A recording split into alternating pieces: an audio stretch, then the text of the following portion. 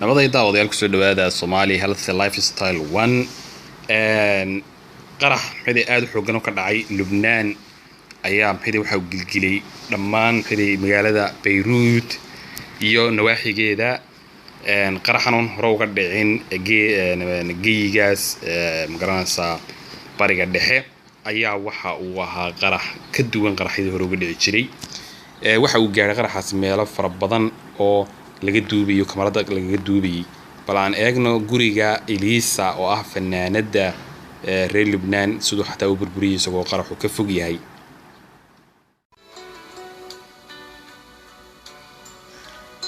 وجوري فنانة ريال لبنان إليسا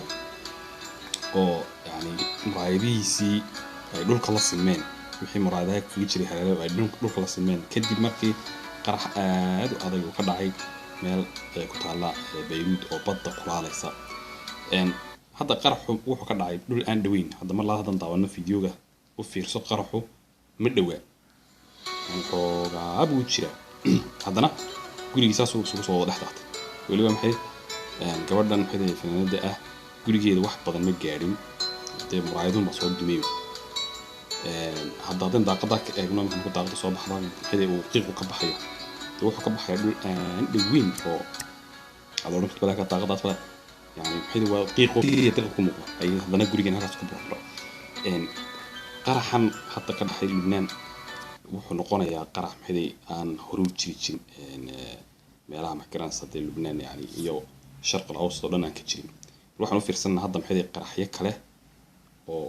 ama mesela xidhay qaraxan oo meelo kale laga duubay balka u fiirso waxa uu ku tusayaa inuu qaraxan u eegyahay qaraxyada nuclear ku sameeyaan bal hadda u fiirso maanta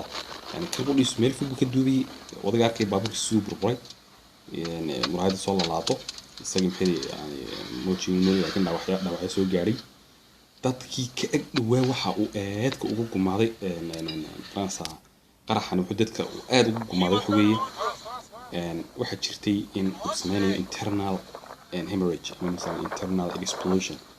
ee marka loo fiirsan nuclear ka sameeyo waxa kor kacay nuclear ka sameeyo ma hayaan qarax caadi marka ilaa hadda waxa xidhay laga fikirayaa in Israa'iil ka dambeysay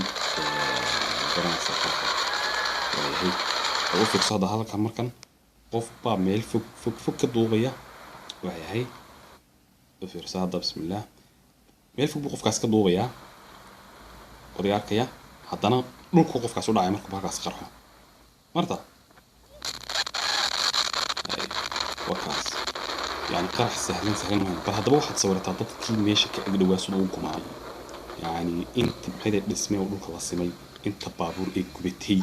inta xidhay waxa yaaba gabadh inta saaridan hay tan duubaysa ayo mush adra dadku dhawaaqsan marka waa yani waa had waqtar illa hadda Israa'iil may sheegin wax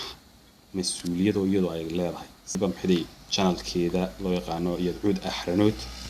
waxa uu yiri u fiirso hadda balag u fiirso sidoo qaxay u fiirso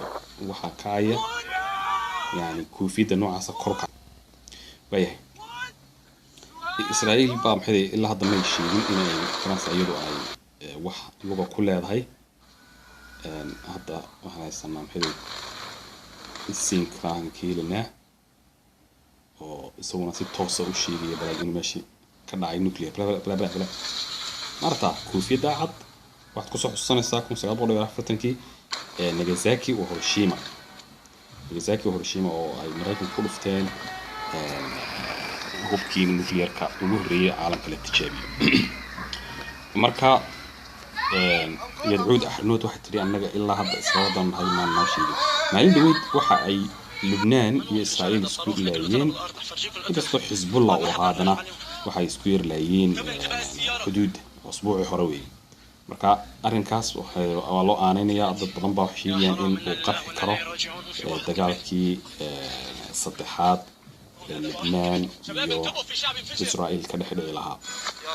inkastoo daan xiriir dagaal yani takaaful faras ahayna aan la isu dhigmayn oo ay cagta marinayso dad badan oo xiriir aan waxba geysanayeen ay gumaadayso haddana waa wax ay sheegayaan dadka qaarkood inay dhici karto waayo dibad dowlad akhlaaq leh maaha waxay doonta samayn kartaa kii ay agta marin karto marinaysa ilaahay dadkii muslimiinta ahaa ku dhintay qaraxaas ilaahay naxariisto dadka ku dhaawacmayna ilaahay caafimaad degdeg ah siiyo ilaahay hawada soo booga dhago waddanka Lubnaan dhowr iyo sagaashankii dagaalka sokeeye si adag uga soo kabtay ee si fiican u dhismay dhowr goor ay si xun u hagardaamisay Israa'iil waddan aad u ganacsayan safayfa lagu jiro weeye dowladdiisu ay taaga daran tahay markasta camaasiir fara badan oo waddankiisa ku dhex nool oo xisbi loogu madax dheelin ay joogaan waa waddan xilay yani dawaa'if u qaybsan oo aan muslimiin kaliya wada ahayn ama gaalo kaliya wada ahayn fara badan uu migrants kula jira mantiqada joogo hadday noqoto ganacsiga Suuriya oo dagaalka ka furan yahay hadday noqoto xilay xuduudiisa xilay koonfureed oo migrants ay baashi joogto Israa'iil joogto marka hadday noqoto xilay Suuriyan fara badan oo ku soo qaxay oo aad ula ciirayo inkastoo ay Suuriyaanka xilay cunsuriyad ku sameeyaan wakaas nuclear caadi waxa qaxay weey nuclear caadi ama meesha ku aasnaado ama Israa'iil shaqo inta sababta gabadhina waa channelkeena Somali Health Lifestyle 1